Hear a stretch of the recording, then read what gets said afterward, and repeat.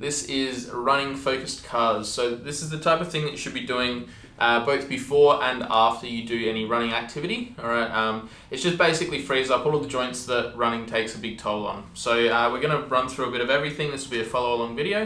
So we're going to start with our hips. All right, so we are just going to go into our quadruped position. All right, from here we are focusing on the left hip for a start. All right, so we'll bring that left hip up to our elbow, keeping the whole body nice and still, nice and strong, locking everything else down. We then abduct that hip. As we get out to our end range, we slowly start internally rotating so the foot moves up as the knee goes under the foot. All the way up behind us, we bring the leg back down, we kick back up, and then we abduct as we come through into external rotation, and then back to the starting position. Just work through this 2 times.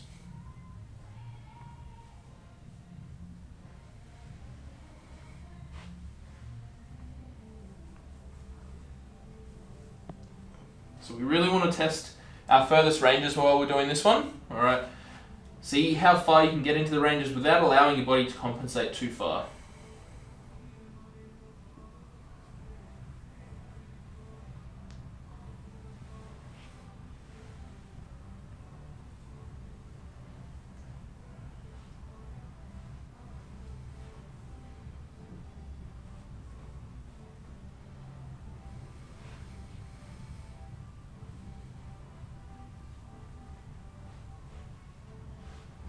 Alright, so 2 times through on each leg.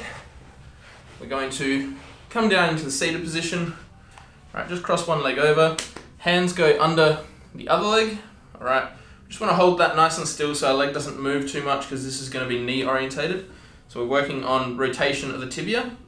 Alright, so we're going to go from knee flexion, we're going to rotate the tibia. Alright, so what we want to see is we want to see that blade of that shin turning so it's facing to the outside.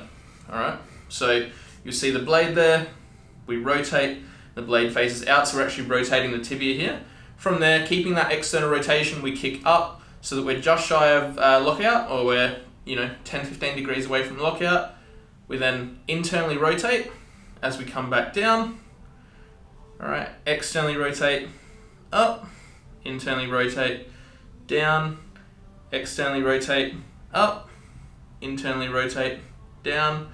Then on that one, when we come back down, we want to go back the opposite way. So we go internally rotated up, externally rotate, back down.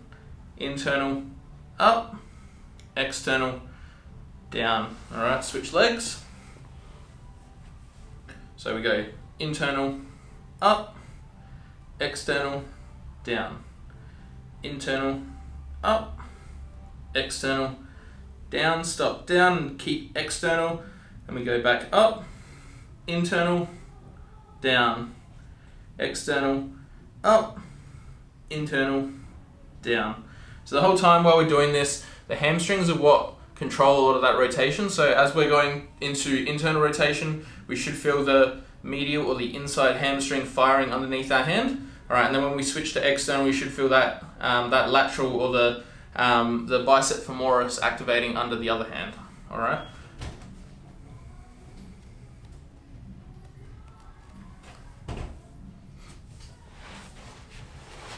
So last up, we've got ankles. So we're just going to work on the leg locked out so the knee can't rotate from here. All right, we're going to go into just the largest circles that you can get with your foot.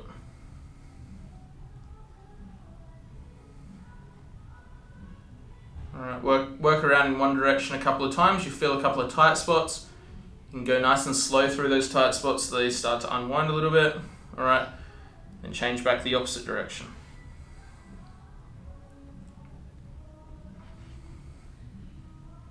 All right, switch legs.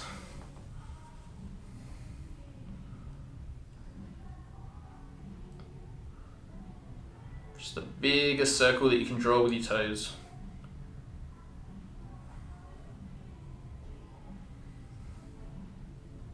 All right, back the opposite way.